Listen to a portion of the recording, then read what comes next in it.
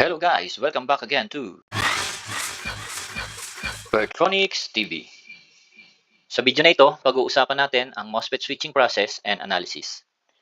Dito makikita natin yung turn on and turn off sequence of a FET, and then yung switching profile, kung paano nagde-develop yung BGS, BDS, and the channel current during on and off sequence. Sa bandang huli, magkakaroon tayo ng LT-SPICE simulation. Ito yung pinrepare kong circuit kung saan pag-uusapan natin ang MOSFET on and off switching cycle. Dito, meron tayong gate drive voltage, and then meron tayong resistance sa gate. Meron tayong supply sa ating BDS, which is the BDD. Meron tayo ditong inductor that will act as a load natin, which will produce a current sourcing. And as well as, meron din tayo ditong diode that will self-commutate para i-handle yung back EMF. May dalawang curve tayo na pag-uusapan dito. Ito yung transfer curve natin ng drain current versus the drain source. And then the characteristic curve, IB curve ng ating drain current versus the gate source voltage. Ito nga pala ay sumusunod sa formula na ID equals to 1/2 K quantity BGS minus BTH squared. And nangyayari lang ito at applicable during active mode. Dito sa baba, meron tayong equivalent circuit kung saan yung FET dito sa taas ay symbol. Sa baba ay medyo in-expand natin siya with the parasitics. So si FET ay merong equivalent parasitic capacitances across the gate source, the gate drain, and then the drain source. And then yung current flowing through it is represented as I channel. Ito naman yung graph kung saan natin i-display yung discussion when we go through the turn on and turn off switching of a FET discussion. Okay, let's start. So let's assume that we will have the turn off condition, and that means our gate source voltage a gate voltage will start from 0 and then it will step up to a high voltage, let's say BG from 0. And the assumption is that we will start with the BGS 0, the FET is turned off, and the current, ang assumption natin ay 0 pa rin kasi nga patay si FET. And pag patay si FET, ideally, ang assumption is siya ay open circuit na walang kuryenteng dadaan. And dahil nakatap siya sa isang power supply, nakaparallel lang siya na open circuit, then our level will be high at this point. And tatawagin ko siguro yun na BDSP. Let's say BDSP, the maximum voltage we will have across the drain source when the MOSFET is turned off. And dito, during turn off, makikita natin na, let's say dito natin ilagay si BDSP. The current is still 0, okay, during the time that we have a maximum BDS voltage. So, since the BG step up, then therefore, magkakaroon tayo ng development dito sa ating gate source terminal, and ito na yung tatawag nating BGS. So, the BGS will rise up, and that will follow yung pag-develop ng voltage sa BGS with respect doon sa response ni RC circuit natin, which is ngayon compose siya ng ating gate resistance and then our CGS. CGD as well, but gate source resistance will dominate that development of our BGS. So meaning to say, tataas yung BGS ko dito. Okay. And will start to increase following the RC profile. Okay. But then again, dahil tumataas pa lang yung aking circuit, dito, makikita nyo sa graph natin ng IB curve ng ID versus BGS, wala pa tayong kuryente, it's still 0 current. Okay, until we reach some point, and that point is the BTH. And that is what we call threshold voltage before we permit a current doon sa ating FET. So, dito, nakita natin na, let's say, tumaas na yung aking BGS pero hindi nyo pa nararating yung BTH. So, 0 pa rin yung current ko. And then, dahil 0 pa rin yung current natin, okay, tumataas na si BGS. Let's say, tatawagin ko dito BGS 0, and then BGS 1, and then BGS 2, And then, didire-diretso ng pagtaas yan as we continue to develop until maabot natin yung maximum voltage sa gate, which is our gate drive voltage. And before I continue, sabi ko kanina na itong formula nito ay for active mode lang. Dito sa ating IB curve ng FET with respect to sa transfer characteristic natin, mahahati natin itong region na to sa dalawa. Yung isa is what we call the active region. Dito, nag-a-act si FET as a constant current source. Okay, saturated tayo and nag-a-act si FET to be a constant current source. Kaya makikita nyo rito yung ating mga current ay constant. But there will come a point na pag yung FET natin ay pinuli turn on natin, babagsak si BDS and papasok tayo doon sa portion na kung saan si FET natin ay magiging dynamic resistance na. And papasok tayo doon sa ohmic region. Right? So, tingnan natin yung development na yon na mangyayari habang tumataas si BGS. So, habang tumataas si BGS, let's say, tumaas na si BGS natin, pero hindi ko pa naaabot si BTH, so wala pa akong kuryente, and still, my BDS is BDSP pa rin. Alright? So, dito sa portion na to is BDSP pa rin ako. Okay? So, for example, at this point, narating ko si BTH. Okay? BTH. Dito, nag-increase na si BGS. Nag-increase si BGS up to BTH. Pass after BTH, where BGS is higher than BTH, we will have a current. Okay? Development doon sa ating FET. Sa channel ng ating FET. And I will call this current that will increase to a certain level at tatawagin ko siyang I channel. Right? So, my current will follow that one because my BGS will continue to increase up to, let's say, at this point, okay, the BGS, let's say, ito yung BTH natin na point dito, will continue to increase. Okay. But, again, hanggang maabot ko itong BGS2 na to, for example, ay BDSP pa rin nakikita kong voltage across drain source. So, dito meron akong BDS pa rin, BDSP. Pero, yung current ko, because I pass higher than the BTH, the BGS is, crossing higher than the BTH, then there will be current development. And yung current development na yun na nakita natin ay will follow that formula, no? Right? And ang tawag natin dito sa portion na to, kung saan nagkaroon tayo ng current sa channel natin, okay, ay I channel. So, may pumapasok na ro dito na kuryente. And then again, yung aking FET is starting to turn on. But then again, no, starting to turn on, meaning to say, nandito pa rin tayo sa level ng BDSP across the drain source voltage. Alright, so, pagdating dito sa portion na to, okay, mag-a-act na si FET natin as a constant current source. Right? When we say constant current source, regardless, because the FET will, okay, commence to turn on, yung BDS natin, okay, will decrease, let's say, up to this point muna. Tatawagin natin itong BX. Ito yung point kung saan nag-transition na tayo from active region to ohmic region. And during that time, yung ating current is a constant current. Okay? Bababa si BDSP. Bababa yung ating BDSP up to point of BX. So, let us say meron ko ditong BX. Bababa si ating BDSP. Or the drain source voltage is decreasing. And for us to maintain yung constant current sourcing ng ating FET, okay, which is this one, okay, we need to held yung ating BGS2 some point, like, let's say, BGS2, right? So, i-held natin tong BGS natin na to sa BGS2. Okay?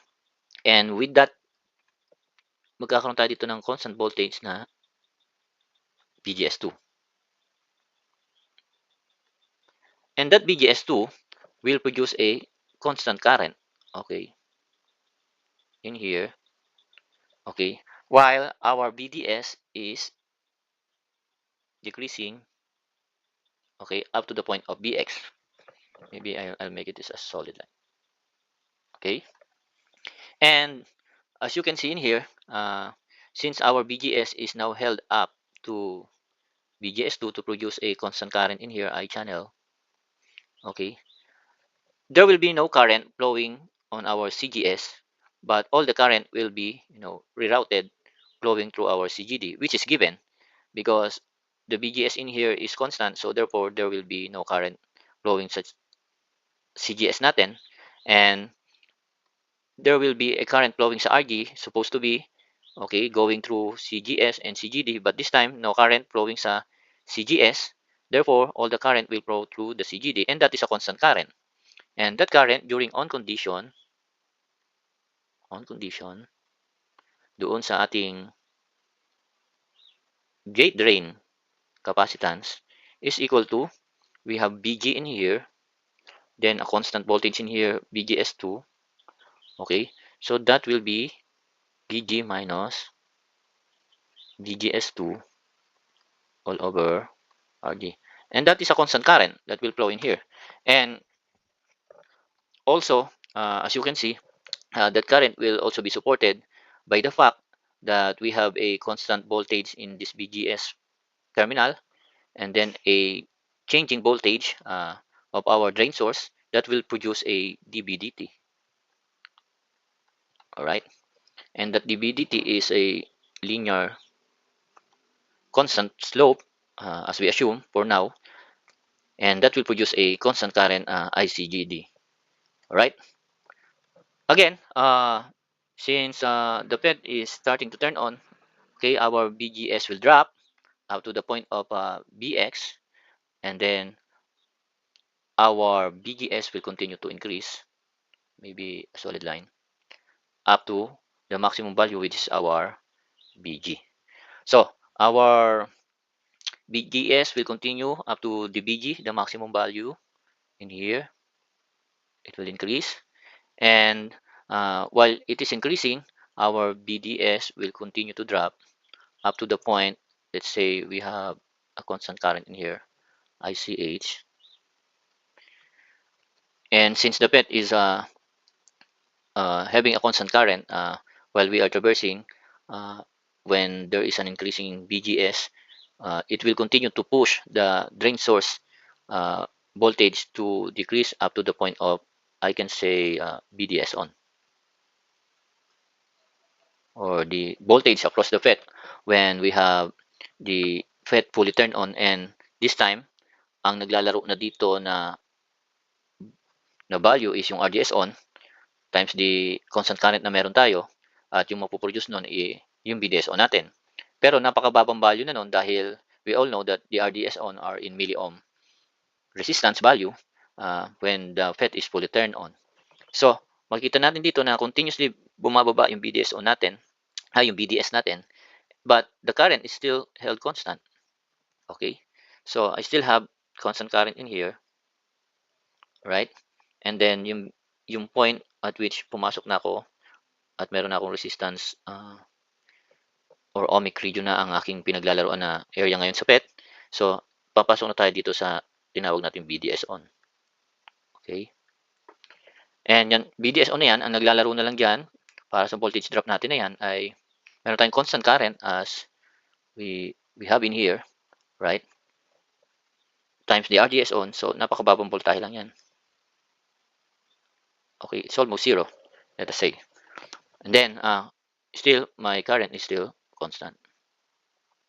Of course, that is the maximum value na meron tayo sa ating gate drive, at mapoproduce natin sa ating gate source terminal. So that will stay constant. That's the maximum value. And guys, this is the one that, constitute the turn on of a FET. And makikita nyo rito, no, at some point, we held the voltage sa gate source as a constant voltage para magkaroon tayo ng constant current and maging constant current source yung FET natin while we are traversing with the increasing BGS and dropping BDS. So, ang tawag dito, guys, is the Miller region. Okay, Miller region. Uh, Sometimes it is being called as Miller Plateau. Okay, mahirap lang spellingin yung Miller Plateau kaya Miller region na lang. Anyway, so let's say we continue to held our BGS into BG level, that is the maximum one. So therefore, fully turn on si FET. And yung ating FET BDS on is sobrang baba. Okay? Constant current and napakababang voltage across the FET. So after that, of course, papasok na yung turn off condition natin, no? For which yung ating BG will start from high value BG, let's say, up to or going back to 0. Okay? This time, magkakaroon na naman ng panibagong development with our BGS, ID, and BDS. So, ang sabi natin, let me have another color and maybe pen, sorry, color, pointer options, in color, green, let's say. So, this time, on our analysis, from BG, babalik tayo no, to a certain point na ipapa-turn off natin yung FET totally. So from BG, babagsak yung mga BGS natin into different level. And so as yung ating FET from ohmic region na meron tayo ngayon, babalik tayo dun sa active region. Okay, nandito tayo ngayon with the BG no, na meron tayong control. Nakikita nyo naman. Okay, ito yon. Okay, nandito tayo ngayon sa current na to which is ICH pa rin. And then yung BDS natin na sabi natin mababa dahil nandito na tayo sa mababang RDS on.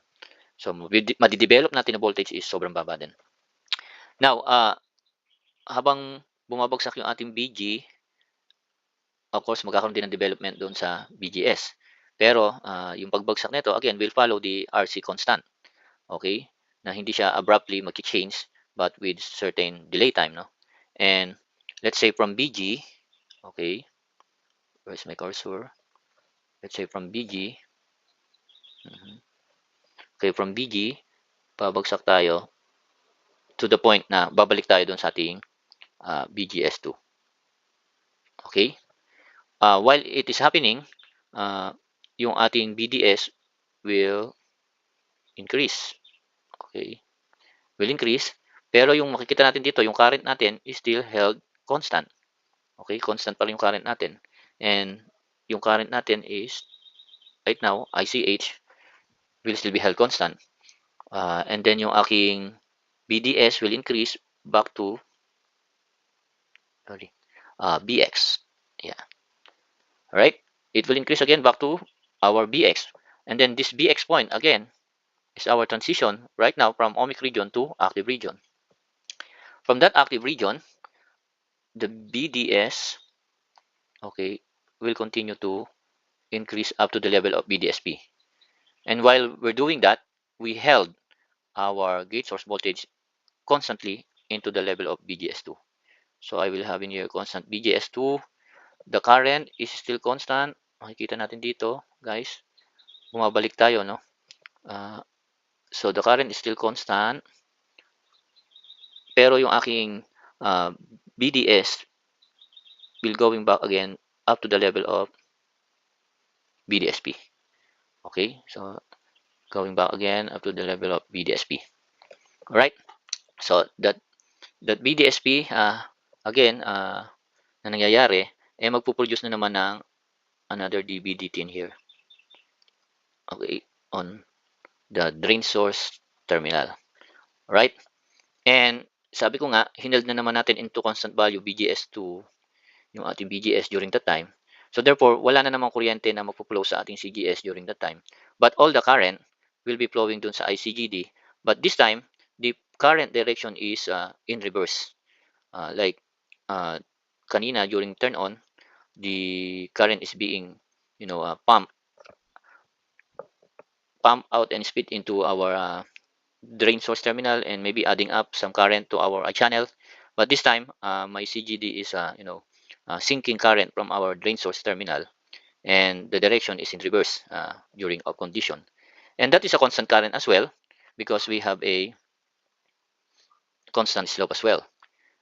And that current will be equivalent to, right now we have BG equals to 0, and then our BGS is a constant one, which is a BGS2. So that current during off condition is equivalent to ICGD 0 minus BGS2 all over RG. So it will be a negative current, just presenting that our current now is in reverse direction.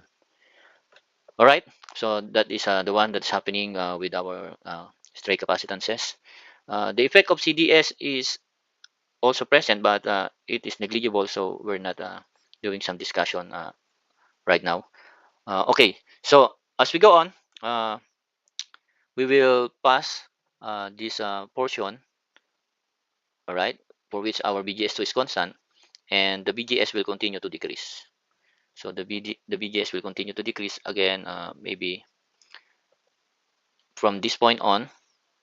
Okay, we start from here that we have a constant current ICH, and then our BGS is decreasing.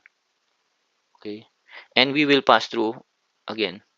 The BGS is decreasing, and we will pass through this what we call BTH level. Let's say the BGS1 as BTH level, and then when we have this BGS level decreasing, okay, our current is also decreasing, right? Decreasing in this manner,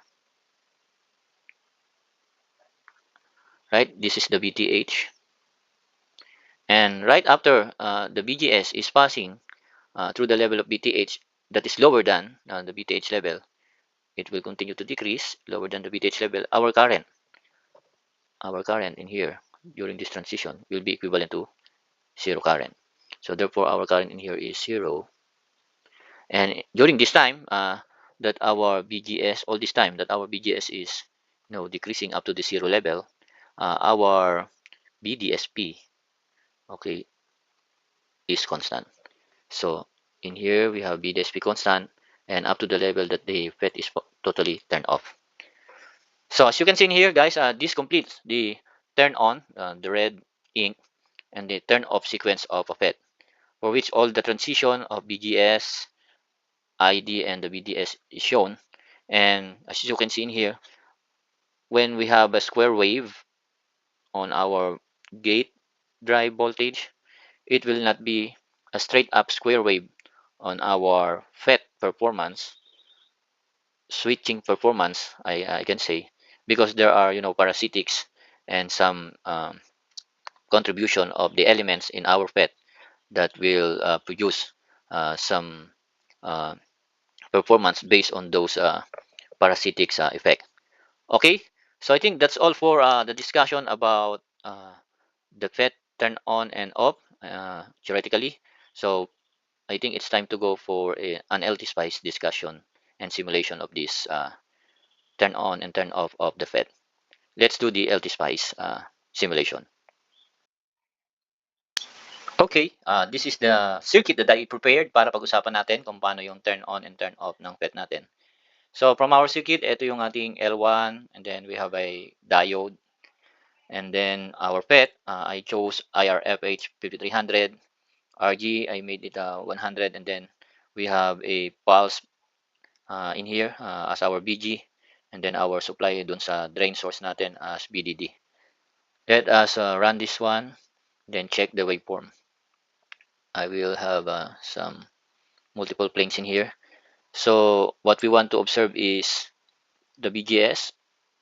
Okay, we can also have the BG in here, but I think I will have that in here. And then our current that is flowing sa ating FET. Medyo isisiro ko lang yung kanyang pinout base. Okay. And then kunin din natin yung drain source voltage. Right? So what we want to analyze is first the turn on. And so as tingnan natin tong portion na to na nagte-turn on yung ating FET. And let us have some cursor. So sa discussion natin, yung ating gate drive voltage, which is the blue, is now having a step. Pero yung ating gate source, because of the RC effect na nangyayari dito sa gate source terminal natin, will not be synchronized or kasabay ng ating step sa BG, but will have some delay. Ang makikita natin dito, nag-i-increase na yung ating nag-i-increase na yung ating BGS, pero at the same time wala pa akong kuryente. So this time 0 pa rin yung kuryente ko na sinasabi natin until such time na maabot natin yung kanyang threshold. And sa specs, okay, yung threshold natin dito sa ano na to, sa FET na to ay around 2 to 2.2. So ngayon meron tayong 2.13, no? Okay, na threshold voltage, and pumapasok naman siya doon sa range na nandoon sa specs niya. And from that, medyo i-zoom in natin to ng konti, no? Okay, makikita natin na magpe-permit na tayo ng kuryente, and ito na yung characteristic curve ng ating drain current with respect doon sa increasing BGS. At this point, pumasok na tayo sa BTH. Okay? And habang ini-increase pa natin yung BTH na yan, okay, makikita natin na yung aking FET is hindi pa talaga totally turn on, and so as yung FET ko ay meron pa ring BDS, which is a maximum voltage across the drain source. Okay, I will continue to increase the BGS, the green, okay, hanggang makarating ako sa around 2.52. And then from that 2.52, magkakaroon ako ng constant current. There is a little bump in here, but I think that is the effect of, the abrupt change for which the capacitances are, having a momentary short circuit condition. But then again, so may mataas na kuryente tayo doon, supposed to be. Maybe check natin mamaya yung current, no, sa ating gate, and makikita natin kung ano yung development doon. Pero for this time, so i-assume natin na ito ay magiging constant current na. Okay? Just like what we have discussed theoretically. And because we have enough voltage, okay, to make the FET as a constant current source, ito na yon, then the FET will turn on. And it will turn on kasi nakita natin na yung ating BDS is starting to go down. Okay? Ilitan ko ulit ito. Okay, and maybe cover natin ng mas malaki na. So, we will held the current into constant level. Okay? And the current, okay, will be held in constant level, as well as I am holding, no, yung ating BGS into some constant level, which is our Miller plateau, as we discussed. Okay? Until such time na ma-fully turn on ko na yung aking FET. Okay? Dito, yung FET natin ay talagang fully turn on na, and nandun na tayo sa ohmic region, for which I have a constant current, okay, through the channel. And then nandun naglalaro na yung RDS on. Okay, nasa ohmic region tayo. But yung RDS on ko, sabi ko ay nasa milliohm lang, napakababa nun. So, i-multiply mo yun sa isang current. Let's say dito may 1.4 tayo, no, sa ating demonstration. Napakababang voltage lang yun, and that will represent a very small voltage across the FET. Right? And during the time, our BGS, yung green, will continue to increase up to the level of our BG. Okay? So, let's go back, no? Sa portion na to, extend natin hanggang magkaroon na siya ng BG level. Okay? So, we have a BG of around 10 volts, so that will end up yung ating BGS na magiging maximum level niya. Okay? And still, yung FET natin is fully turned on, so that BDS is so small and the current is held constant. Now, yung current natin na to is meron siyang slope kasi nga gumamit tayo ng load na inductor, and we all know that inductor will not permit abrupt change in current, no? Unti-unti siya nag-iipon. Okay, and that is the current development profile para sa inductor. Anyway, our current is whatever current na napoproduce doon sa inductor, okay, is the current flowing through the inductor, the FET.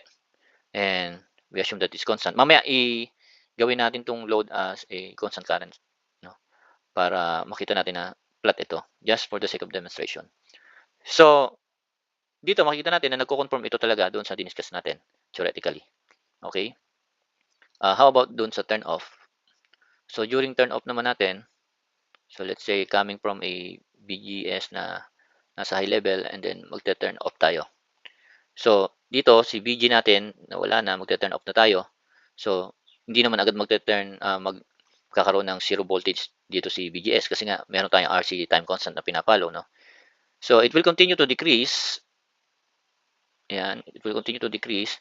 Pero makita natin yung mga current natin, okay, is being held constant, no? And then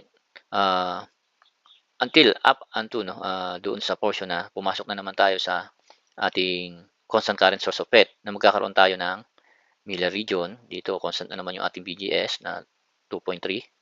Okay. Kanina yung BGS natin is held constant at 2.5.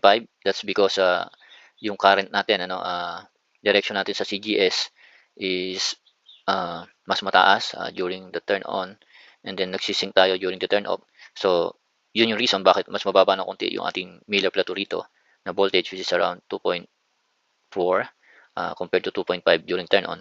But then again, it's the same condition na during the time na hineld ko into constant yung aking BGS, ay nagkakaroon ako ng turning off process ng FET natin. Constant pa rin si current, and then yung BDS ko is starting to go back up to the BDD level o BDS level peak. Just like what we have discussed. Pagdating ko na naman dito guys, papasok na naman ako dahil continuously bababa si BGS. Yung current ko will start to decrease, no? And pagdating ko na naman do sa point kung saan meron akong BTH, no? Magkakaroon ako ng zero current. Okay, mas mababa na sa dito, BTH level na ako dahil pumasok na ako doon sa BTH level na mas mababa yung BGS ko. The current will, start to drop as we can see on the characteristic curve of our ID versus BGS. And then right after na mas mababa na ako doon sa na yun, sa voltahe na yun, babagsak na yung kuryente ko up to the zero level. Right? And then up to the point na zero na talaga yung aking BGS. Yan, zero na. And then zero current na ako, and then my BDS is at maximum. Okay? And kanina sinabi ko, maybe we can also check yung current natin, no? Dito sa ating resistance. Ito yung dinidiscuss ko na constant current during the portion na nagkakaroon tayo ng yung voltage natin ay na-held na natin, no, sa BG as constant. And during the time na nagte-turn on ako, meron akong pinapump na current, no. That's why etong mga portion na to ay tumataas sa simula, no. Yun yung reason kaya medyo may bump tayo ng current. Anyway, I think nakita natin dito na nagko-conform ito to what we have discussed. Okay, doon sa circuit analysis natin, no, and waveform analysis natin sa theoretical discussion. And this one is a good circuit na almost nakikita ko, no, sa mga application note kung paano ko mag-test ng FET. Halimbawa rin, no, gusto natin palitan ito ng constant current, pwede naman yon, so that yung current nandito maging constant, hindi siya sumusunod sa inductor current, no. Pwede yon. Kuha ka lang ng current load dito, place natin, and let's say lagyan natin dito ng 1 amp load. Okay, kanina 1.4 rin, no? So 1 amp, okay na yan. And makikita natin na ito yung nasa discussion natin na sinasabi yung constant yung current natin, pero the profile is still the same. We have a Miller region during turn on and Miller region during turn off, and the transition of the BDS and the current are still the same. Only that dahil nawala na yung inductor effect natin, yan, constant current source na tayo. Alright, constant current load. Alright, so I think that will be all for the discussion natin para sa on and off sequence ng FET. And until next time guys, I hope you will subscribe on my channel, Bertronics TV. Thank you.